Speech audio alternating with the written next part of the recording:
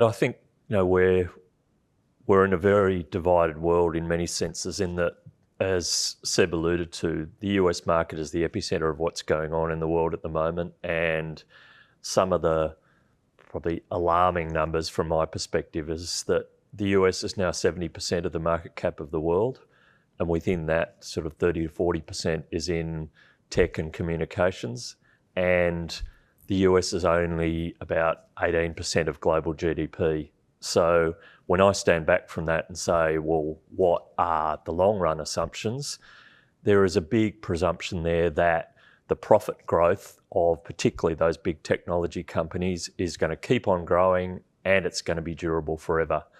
And when the companies underlying that position are, for the most part, global monopolies, I think that can be a sign of complacency. You saw actually only recent days that Apple is being fined $3 billion in Europe for anti-competitive behaviour.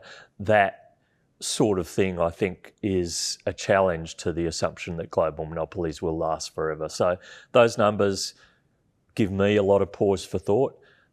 As Seb again alluded to, the rest of the world nowhere near as bad. There's a lot less excess. I think the pockets of excess are reasonably narrow and tend to be centred around some of the exciting themes of the day, like artificial intelligence and technology.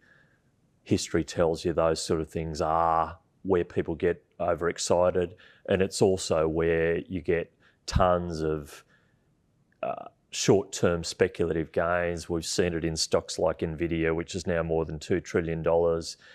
Everyone's got stories of how they got rich. That sort of stuff obviously is fairly symptomatic of bubble-like conditions.